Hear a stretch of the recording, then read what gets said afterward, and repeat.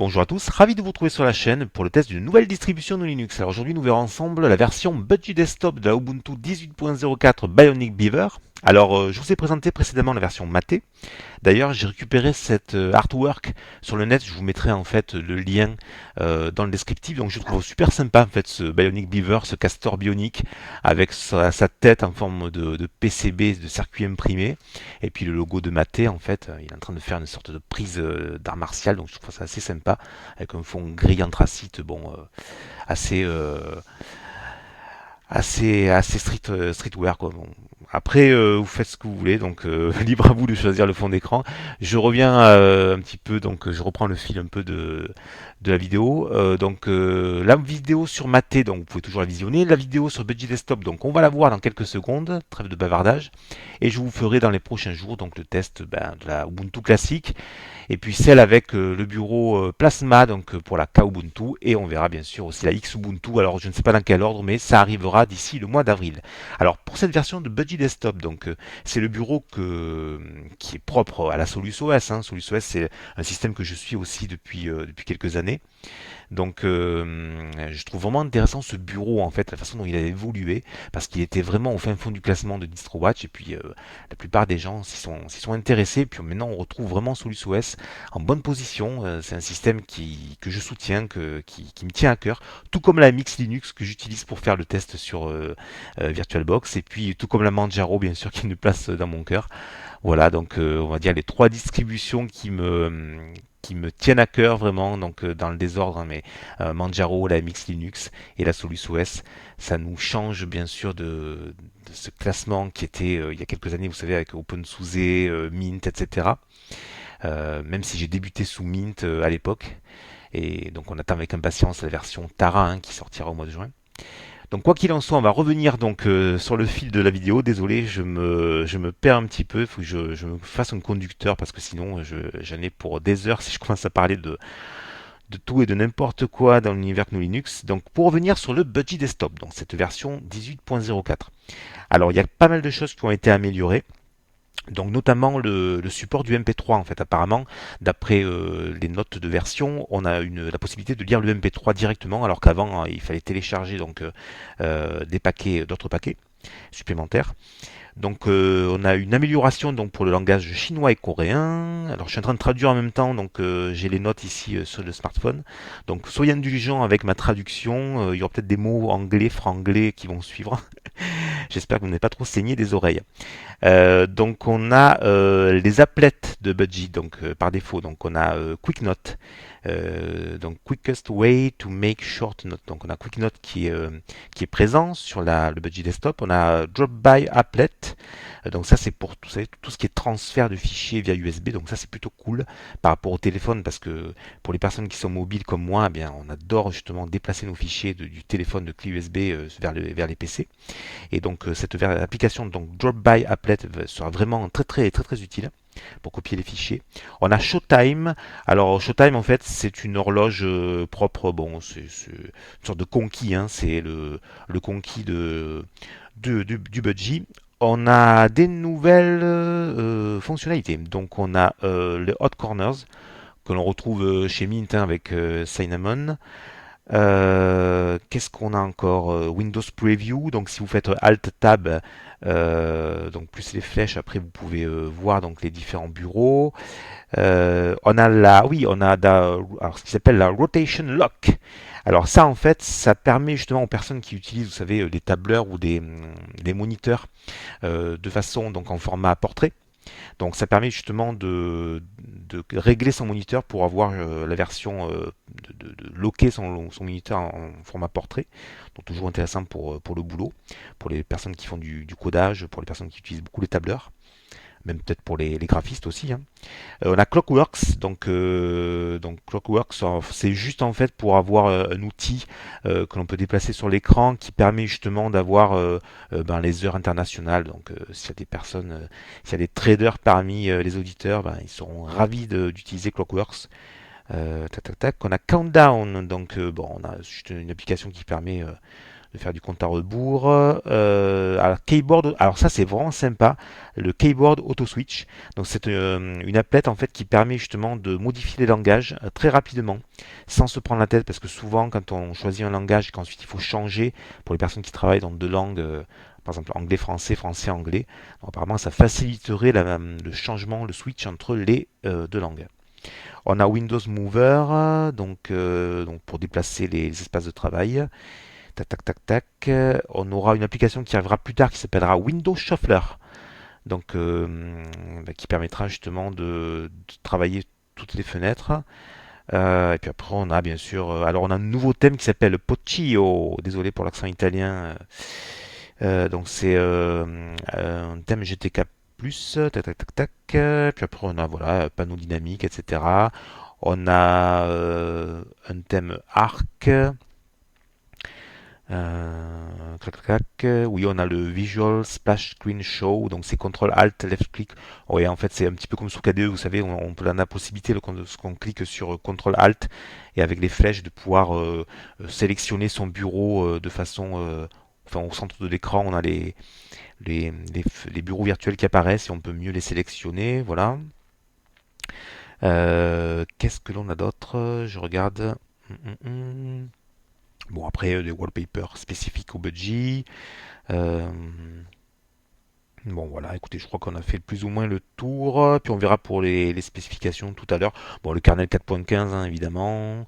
Voilà, ben, je crois qu'on a fait le tour. Je vais juste lancer, ben, j'en profite pour lancer justement le budget desktop parce que là, je travaille de bavardage. Justement, on n'est pas du tout en train de tester le système.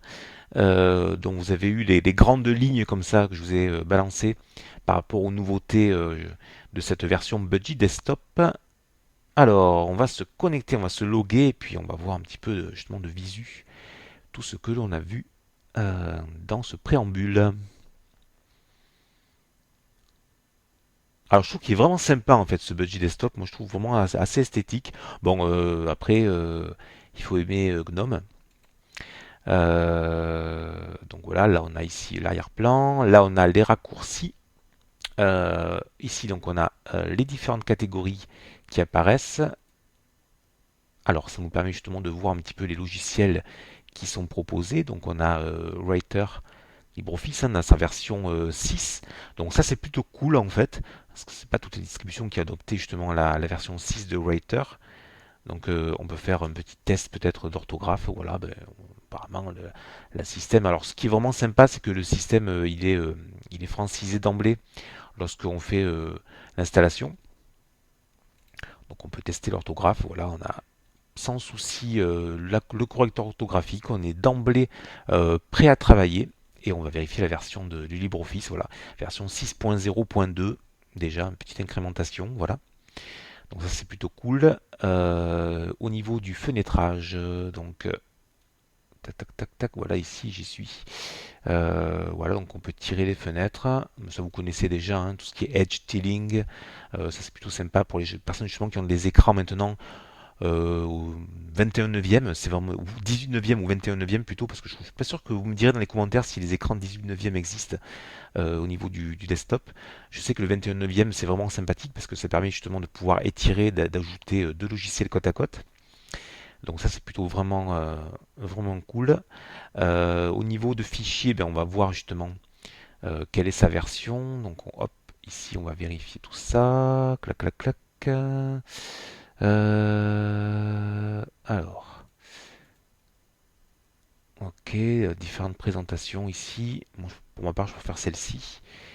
Donc avec un appui long sur CTRL et la molette, on peut justement agrandir ou réduire la taille donc, de nos dossiers.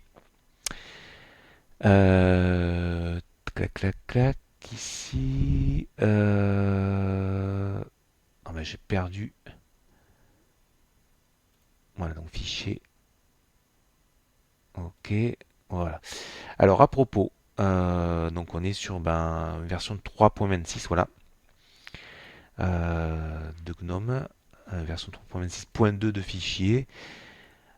Ensuite donc le mode nuit ici avec lumière nocturne, voilà. Donc on peut sélectionner ici Il y a la température des couleurs. Donc là 4000. On peut baisser, monter la température des... Alors je pense que c'est en degrés Kelvin.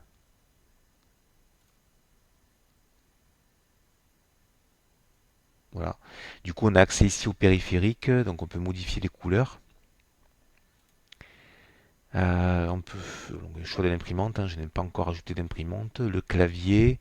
Les écrans. Voilà. Donc la fameuse orientation. Avec paysage portrait, paysage retourné. Justement, on va en profiter pour revenir dans les différents paramètres. Donc ici, l'outil son, les notifications. Donc ça, c'est propre à Budgie. La roue crantée vous permet d'accéder à d'autres paramètres. Donc là, on a le thème dont je vous parlais tout à l'heure, le thème Pochio, mais il y en a plusieurs autres. Voilà. Donc pour les personnes qui préfèrent un thème beaucoup plus sombre, on a Pochio Dark. Moi, je trouve assez sympa. Pochio Dark Slim. On a aussi les icônes. Donc on a les icônes Mocha. Alors je crois qu'à l'origine c'était les icônes Faba et Mocha. Et là ils ont rajouté en fait les icônes Pochio. Voilà. Ok. Et c'était les icônes Faba qui étaient peut-être au départ en fait dans les premières versions du Budgie Desktop de la Solus. Donc on va revenir sur Pochio ici. Ok, donc l'accès à l'horloge, un classique chez Gnome. Ici, avec les paramètres d'ATR, on a la possibilité d'afficher les secondes pour les personnes qui veulent afficher les secondes. On peut afficher la date également, voilà, sous différents formats. On peut garder, voilà, utiliser différents formats 24 heures ou le format britannique. Donc ici, on a l'outil Caffeine Indicator.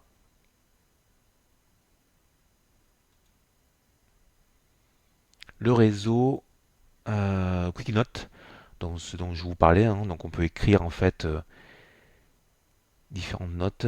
Donc notepad bien sympathique. L'accès ici, un raccourci pour accéder aux différents documents, que ce soit musique, images, etc. Ben ici l'outil pour verrouiller, suspendre, hiberner, ça vous connaissez par rapport à Gnome. Et là on revient ici bien sûr sur la possibilité de modifier par exemple si vous rajoutez un microphone, suivant les sorties son, l'accès au calendrier. Alors l'accès au calendrier, ils l'ont mis ici au niveau du budget. Sous Gnome, il est accessible au centre de l'écran. On va revenir ici au niveau des paramètres du bureau budget. Donc là, on peut accéder au bureau. Voilà, donc on peut rajouter différentes icônes sur le bureau pour les fans de raccourcis sur le bureau. Bon, moi j'avoue que en fait sur tous ces bureaux à la Gnome, je préfère ne rien avoir sur le bureau, voilà, les volumes montés, etc. Les différentes polices de caractère avec les différents corps. Alors je vois que c'est en corps 11, c'est la taille de corps qui est souvent conseillée pour les documents Word ou LibreOffice. Mais ça n'empêche pas d'agrandir pour les personnes qui sont peut-être malvoyantes. Voilà les différentes dispositions des boutons au niveau des fenêtres. Donc là on est sur la droite, mais on peut mettre les boutons à gauche. Bon, alors gaucher ou droitier, peu importe. Là on peut revenir sur le standard. Bon, c'est plutôt sympa, un petit peu gadget, mais ça peut servir. L'ancrage automatique des fenêtres, les boîtes de dialogue, panneau supérieur. Donc là, voilà, on a tout ce qui concerne donc le panneau supérieur avec les différentes applets qui sont présentes que l'on peut rajouter, supprimer. Donc voilà, si vous voulez supprimer la fameuse lumière nocturne, si vous voulez supprimer différents applets, donc caféine, etc., c'est par ici que ça se passera. La position donc de la barre supérieure, j'allais dire, mais on peut la mettre en bas. Donc là, vous voyez que du coup, elle est passée en bas, ce qui nous fait qu'on se retrouve avec un bureau un petit peu classique, à la Windows, voilà, ou d'autres distributions Linux, ça peut être sympathique. Gauche ou droite, voilà, on peut mettre la barre ici à droite. Alors du coup, comme le bureau de Budgie utilise pas mal la barre droite, je vois pas trop pourquoi ils ont mis ça. Moi, je préfère, bon, autant la mettre en bas, je veux bien, je comprends. Après, la mettre à gauche ou à droite, je trouve que ça parasite un petit peu les autres applets, mais bon, chacun fait comme il voudra. Donc, on peut choisir bien sûr la taille de la barre, la cacher automatiquement, de façon intelligente. Alors, ça, c'est bien pour les écrans qui sont plutôt petits. J'ai la chance d'avoir un écran assez grand, donc du coup je préfère garder la barre visible. Transparence dynamique, toujours aucun. Dynamique, c'est par rapport au fond d'écran en fait. Je pense que la barre prend la teinte adaptée au fond d'écran. Voilà, on peut rajouter, il y a des ombres portées. Tac, tac, tac, tac, mode dock. Ah, ben là, voilà, du coup, on se retrouve avec une barre un peu plus dockée. Alors, si elle est dockée, ben forcément, je pense qu'on peut peut-être l'agrandir un petit peu. Alors, j'avoue que j'ai pas encore testé. Si je fais ça, voilà, du coup, ça me fait un grand dock. Mais je me demande si je fais 150, ce que ça va faire. Ok, bon, ouais. Bon, c'est pas terrible quand même, ce mode dock. Je vais faire venir, on était sur 39, me semble-t-il, et on va enlever le dock. Voilà. Moi, j'aime bien avoir ce classique menu démarrer, je trouve ça plutôt sympathique. Donc, créer son panneau, donc on peut rajouter un autre panneau. Donc là, on a un panneau en bas, on peut le rajouter un petit peu à la manière de XFCE, hein. Mais là, toujours pareil, si vous avez un écran plutôt 21 neuvième, ça va être assez écrasé. Donc après, c'est des personnes qui ont des écrans assez grands, ça peut être utile d'avoir un deuxième panneau. Moi, j'avoue qu'un seul panneau me suffit. Pas forcément pratique. Voilà, donc du coup, on a fait le tour pour cette partie avec le panneau ici. Verrouillage de l'écran. On peut tester. Voilà, donc là, on a l'écran qui est verrouillé. Voilà, pour les personnes qui partent de leur bureau et puis après qui reviennent. On déverrouille comme ceci. Donc on a vu les raccourcis, on va faire un petit peu le tour dans la boutique de logiciels. Donc elle est assez sympathique. Alors là du coup on a la version Dark, puisque j'ai mis la version Dark de Pochillo. La possibilité de mettre à jour via l'outil la Logitech, hein. Moi personnellement je préfère passer par un sudo apt-get update suivi d'un sudo apt-get upgrade. C'est ce que je préconise en fait. Ce que je fais assez régulièrement, au moins une fois par semaine sur les distributions à base Debian en fait, hein. Ça nous permet justement d'avoir des paquets assez frais. Voilà, donc il va récupérer en fait dans les archives euh, les différents paquets. Et puis alors là je viens de le faire justement avant l'enregistrement. Du coup je pense que j'aurai pas beaucoup de mise à jour. Voilà, donc du coup je sais pas si j'ai fait htop pour voir. Alors du coup comme j'ai ouvert LibreOffice, donc j'aurais dû faire le test avant. Bon. En termes de mémoire, donc là on est à 979 mégas consommés sur une machine virtuelle de 2 gigas. Mais je pense qu'en fait c'est parce que j'ai ouvert FogWriter juste avant, donc c'est pas grave. Donc on va ressortir ici et on va sortir du terminal. Donc voilà, on va revenir sur les logiciels. Alors là, c'est les logiciels qui sont installés, donc Caféine, donc logiciel ici avec le raccourci que l'on retrouve ici en bas. D'ailleurs, on pourrait le lancer tout simplement. Donc pour lancer les logiciels, en fait, vous avez la possibilité, soit vous tapez le nom du logiciel, en fait. Voilà. Et après, forcément, le logiciel va apparaître ici.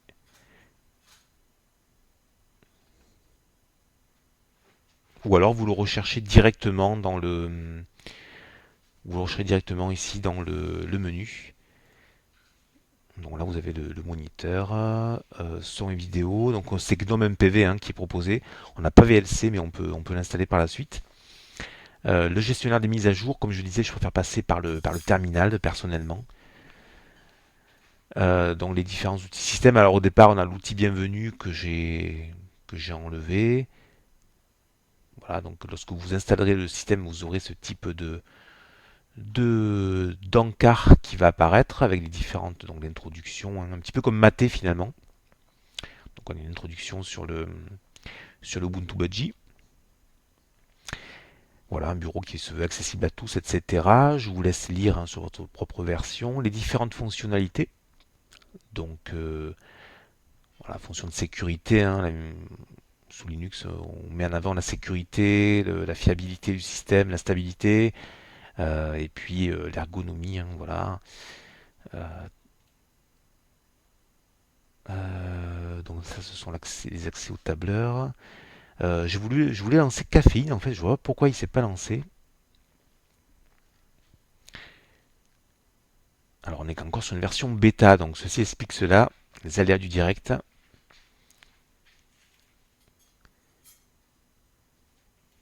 Au niveau jeu, donc on a un Sudoku, on a un solitaire, on a Mine, Mahjong. En infographie, donc on a LibreOffice Draw. Tac tac tac tac. La calculatrice, l'outil météo. Ça, c'est plutôt sympathique en fait. Ça permet de connaître la température justement avant de mettre le nez dehors. Voilà, du coup on peut vérifier. Bon, le temps que ça charge, j'avoue que je ne l'ai pas encore lancé aujourd'hui. Bon, là c'est du coup dans la région où je suis. Il est en train de faire une recherche quand il veut. C'est un petit peu long. Connexion qui ne dépote pas. Tac tac tac tac. Les accessoires, voilà. Alors l'outil carte bien qui vient de Gnome, hein, qui a été développé maintenant depuis au moins 4 ans, je crois, de mémoire. Donc plutôt sympathique, voilà, qui permet justement d'avoir un accès à une carte sans forcément passer par Google Maps. Alors la météo, voilà, elle vient de s'afficher. Donc différentes façons de, voilà, on a la météo de demain, la météo d'aujourd'hui. Je crois qu'il y avait différentes façons de l'afficher, me semble-t-il. Je sais pas si les unités de température, ben voilà, je crois qu'on est bien en Celsius. Ah, parce que 7 Fahrenheit, ça faisait pas lourd. Ok, et bon, l'outil map, quand il veut aussi, Mapbox, on va le fermer, apparemment il n'a pas l'air... Oui, je vais réouvrir le logiciel parce qu'en fait on n'a pas fait le tour des différentes parties. Donc on a la partie audio-vidéo, donc je trouve que c'est assez bien classé en fait. Bonne visibilité ici, voilà, pour ceux qui veulent rajouter VLC à leur distribution. Donc, cliquer ici, et puis on peut tout simplement installer VLC pour ceux qui ont, pour qui l'outil MPV, GNOME MPV n'est pas suffisant pour lire des vidéos. Ça peut se comprendre. Bon, vous savez que moi j'ai une prédilection pour SM Player, et en général j'utilise SM Player et VLC en fait de concert, indifféremment l'un l'autre. Et justement, on peut s'apercevoir qu'on est sur une version 3.0 de VLC. Donc cette version de Budgie Desktop, en fait, elle est vraiment sympa parce qu'elle a quand même un LibreOffice 6.0, une version de VLC 3.0. Ça a été mis à jour au niveau de la Logitech. Voilà, c'est un peu plus rapide en termes d'installation, ce qui fait quand même plaisir. Bon, VLC n'est pas trop lourd non plus, mais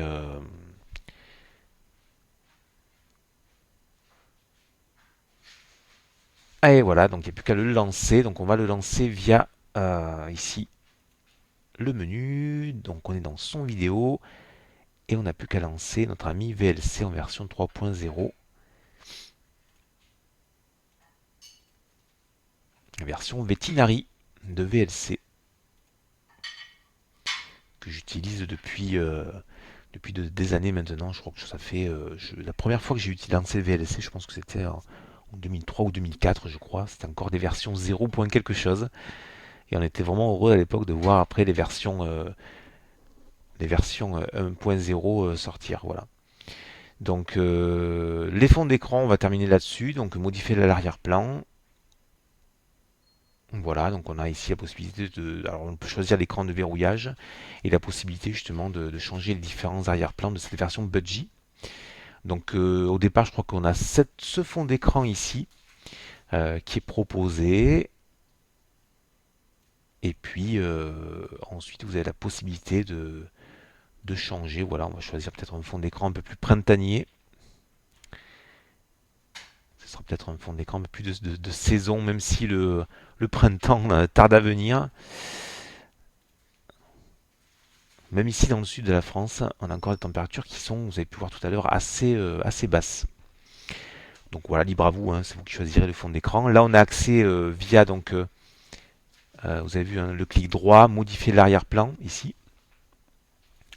Et on a tout de suite accès eh bien, aux détails de la distribution. Donc on est encore sur la branche de développement, hein. On est à un mois de la sortie du système. Et on est toujours sur la branche donc en bêta, avec ici l'accès à l'utilisateur. Et puis les différentes façons de gérer donc l'énergie. Alors ça reste quand même assez esthétique, je trouve. Possibilité de gérer le Bluetooth, le Wi-Fi, tout ça. Euh, bon, c'est très ressemblant, hein, à Ubuntu. Vous savez qu'Ubuntu, depuis qu'Unity a été abandonné, ben, il a gagné un peu plus en ergonomie. Euh, Ça devenait un petit peu lourd, hein, cette version de Unity 7, qui n'en finissait plus d'être portée, enfin d'être améliorée, même si elle était très très stable. On attendait l'Arlésienne de Unity 8, et puis finalement, il a fallu que Canonical revienne en fait sur une version basée sur GNOME pour tout simplement euh, gagner justement j'allais dire en stabilité, non, Unity 7 était vraiment très stable, mais pour gagner un peu plus en ergonomie, parce que ça devenait un petit peu redondant ces versions de Unity 7 qui se suivaient de semestre en semestre. Voilà, bah écoutez, je crois qu'on a fait le tour, plus ou moins, de Bionic Beaver en version budgie. Donc, bah écoutez, ce que je vais faire, c'est que je vous souhaite une bonne fin de semaine, et puis je vous dis rendez-vous à très bientôt sur la chaîne pour le test d'une prochaine distribution de Linux. Donc, ce sera toujours basé sur Ubuntu. Donc, on verra peut-être ensemble, ben, soit la K Ubuntu, la X Ubuntu, ou bien la Ubuntu classique avec le bureau, basé sur GNOME. Voilà, portez-vous bien, à très bientôt, et puis restez libre. À bientôt, au revoir.